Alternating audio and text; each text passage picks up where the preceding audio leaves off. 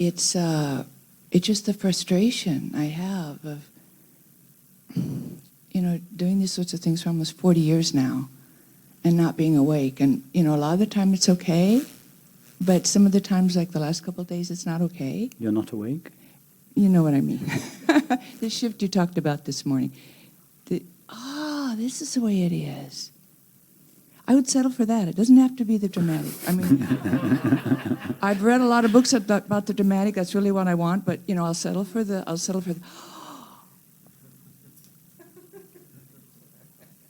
Now I have those in small increments. I'm not saying I don't have any. I'm just explaining to you what's happening with me. I just feel the need to say it. Okay. That I just want to hit my head on the wall and just say, wake up, wake up. I'm just so sick of this illusory separate one. And as you just said, serving her, I'm exhausted. I'm getting old, I'm getting tired. And this has been my main focus for 40 years. And you did say once to me, the desire for liberation is important. But I know that hitting my head against the wall is not very productive, so find a place in there somewhere.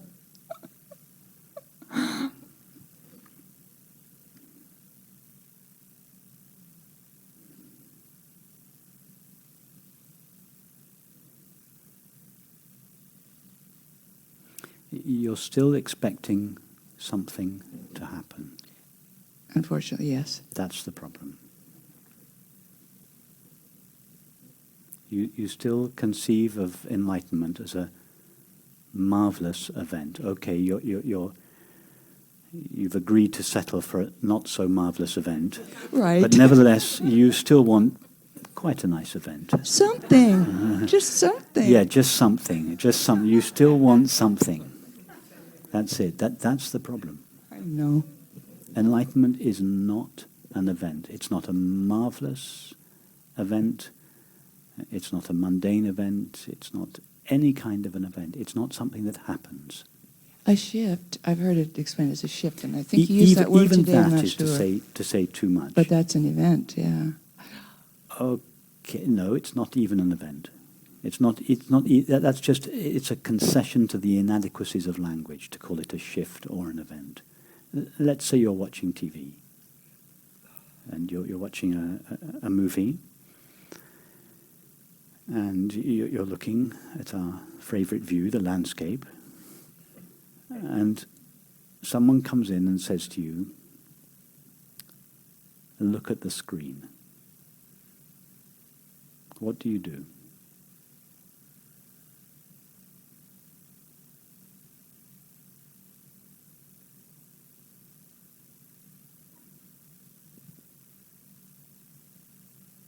Well, if there's something on the screen, I can't really see the screen unless there's no image there, or I can see through it, or...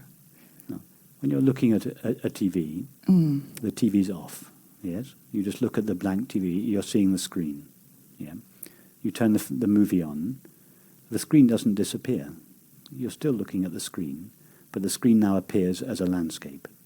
You get involved in the movie. It's a wonderful film. You get totally involved in it. You forget that you're seeing a screen, and you think that you're seeing a landscape. So your friend comes in, and your friend says to you, what are you looking at? And what are you seeing? And you say, I'm seeing this marvelous landscape. And your friend says to you, look at the screen. Are you not already seeing the screen? Are you not already looking at it? In the form of the landscape. Yes, but it's the same screen. It's exactly the same screen that was there before you turned the movie on. It appears now, it's taken the shape of a landscape, but it's still the same screen. The screen hasn't disappeared. Yeah? So would you say that it was to see the screen was a new event? Is it a marvelous experience in the movie? Not in that metaphor, no. No. Does the screen even show up in the movie? No. No. What you're looking for is an event in the movie. You're still subtly imagining that enlightenment is a wonderful or even a not so wonderful event in the movie. And as long as you're looking for it in the movie, you're going to seem not to be seeing the screen because your attention is focused on objects. So what do you have to do to, when you're looking at the landscape, what do you have to do to see the screen? In that metaphor, nothing.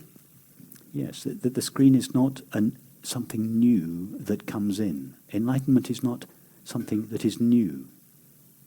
It's not something that was lost and now has to be found.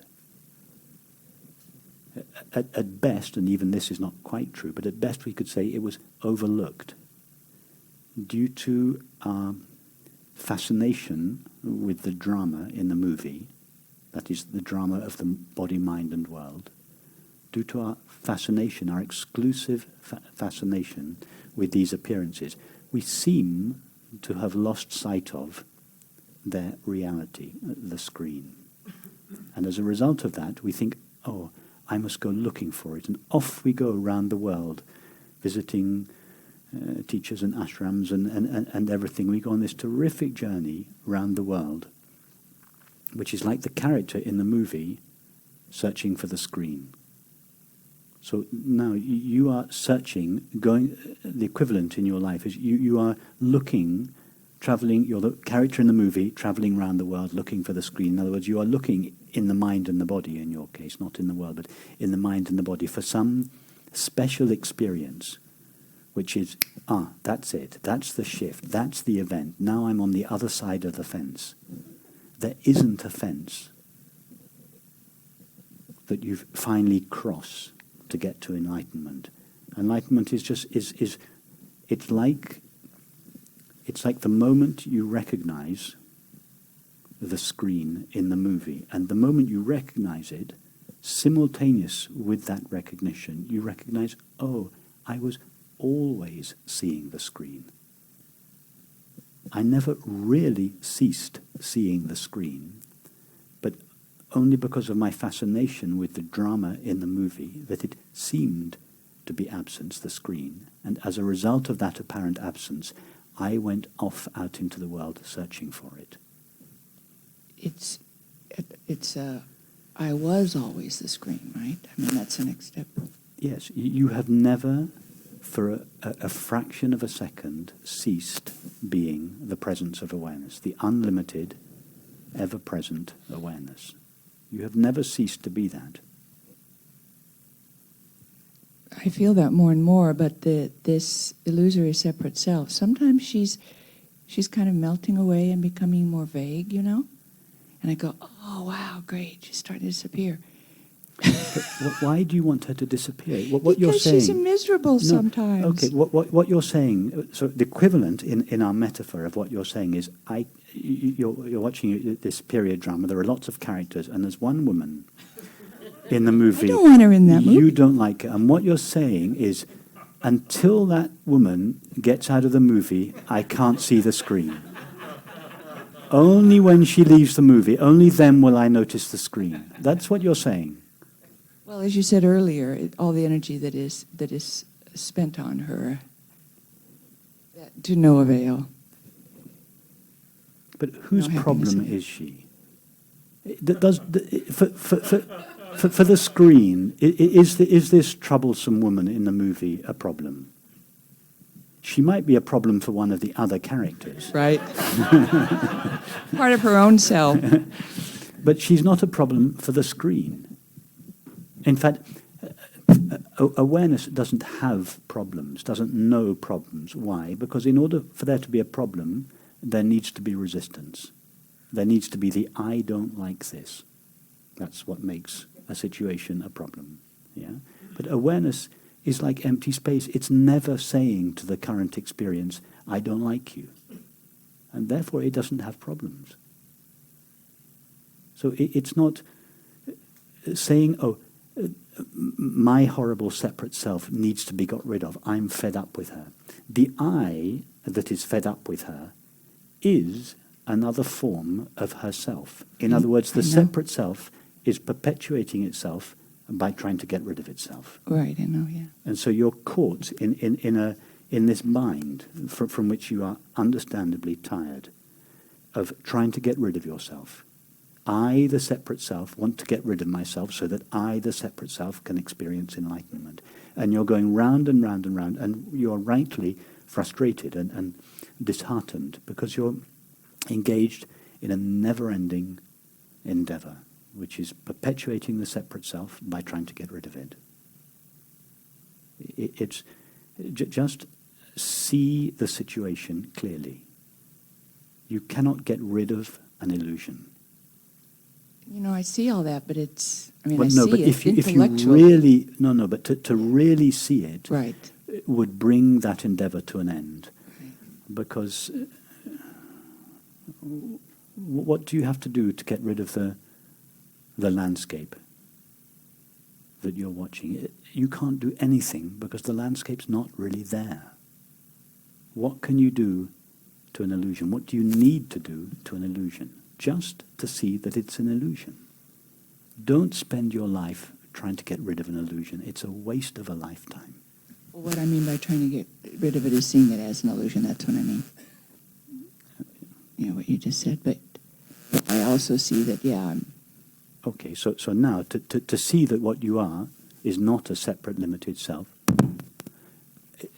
is it not clear to you now that you are the one that is aware of your experience?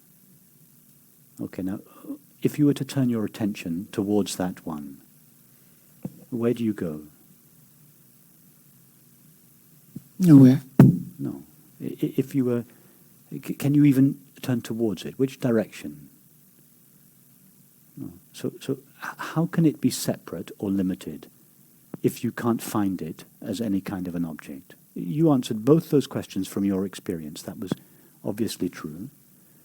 So if you cannot find the awareness that you know yourself to be, if you don't know where to look for it, how do you know that it has a limit or that it is separate? Only an object could be limited or separate. Exactly. You don't know that. Right there in that understanding, and I can see you're answering these questions from understanding, not because you've read books, and right there is the knowledge that what you are, it has no limits. Just live what you understand. Take your stand there. That one, that awareness is always wide awake. The enlightenment is not for awareness. Awareness is already the light that illumines all experience, that makes all experience knowable. It cannot be enlightened. What would enlighten it? It is already the light that makes experience knowable. One definition of awakening I've heard is awareness recognizes itself. Are you aware right now? Yes?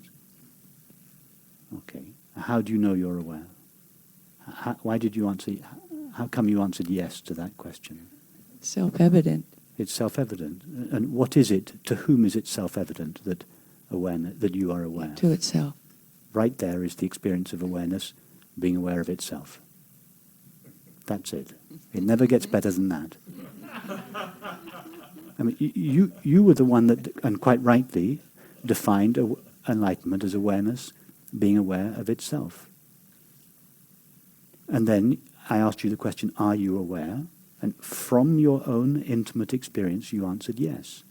In other words, I, awareness, am aware that I am aware. Nothing else can be aware that I'm aware. In other words, enlightenment is a fancy name for the most simple, the most ordinary, the most well-known experience there is, and all 7 billion of us know it. However, because it cannot be found by the mind, in most cases it is deemed missing. And as a result of that, the peace and the happiness that are inherent in it are also considered missing. And hence the imaginary self goes off into the world in search for the missing peace and happiness. And as we all know, it doesn't live there. Where does it live? In the simple knowing of our own being. Its knowing of itself. That is awareness's awareness of awareness. And it is your innermost experience at all times. It's not a new experience. It's not something that has been lost and has to be found. At worst, we could say it has been overlooked, apparently. The screen has been overlooked due to our exclusive fascination with the body, the mind, and the world. All that's necessary is just relax the focus of your attention from the body, mind, and world. You don't have to get rid of them. Just cease being exclusively focused on, and it's like just withdrawing your attention. It's like putting the camera slightly out of focus, and your attention flows back to its source, which is yourself. You just stand as this space of awareness, and you just let the body, the mind, and the world do whatever they've been conditioned to do. Just let them flow by. So I was going to ask you what you meant more by stand. To stand as awareness. But you just give another way of experiencing the suggestion which I get. I'll just say something about that. The suggestion to stand as awareness would seem to be given to someone who is not presently standing as awareness and who might do so in the future. So to say that is a concession to the belief that we are a separate self. It doesn't really make sense, but it's sometimes used in the context of a conversation. What would be more accurate would be to say, be knowingly the presence of awareness. The reason I say knowingly is just to say, be the presence of awareness. You already are that. You've never been anything other than eternal, infinite awareness. So hence be knowingly that. Know that you are that. That's what I mean by take your stand as that. Yeah, I can feel that. I know what you mean because yeah. You can't actually be anything other than that. Another way of saying it would be just notice that you are that. Instead of mistaking yourself for a cluster of thoughts and feelings, just notice, oh no, I'm the one that is aware of those. I'm not a cluster of thoughts and feelings. All these flow by, but I'm not flowing by. I'm just always here. I would recommend really forgetting about enlightenment. I don't think that's going to happen. No, but what I mean about forgetting about enlightenment because of this tendency you have to conceive of it as an event. I know what you mean. Should I stop reading all those dangerous books about? You don't have to read any more books. Another question to ask yourself is just to look for that which is ever present in your experience. And just stay with that. And just look in all experience for that which is always there. It's looking for the screen in the movie. You don't have to look for it. It's actually, it's staring itself in the face. What is always present in experience? Just the knowing of it. This knowing runs through all experience. That's it. Just be with that. Just allow that to come from the background into the foreground. Yeah, I experience that more and more, so I know what you mean. Yeah. It just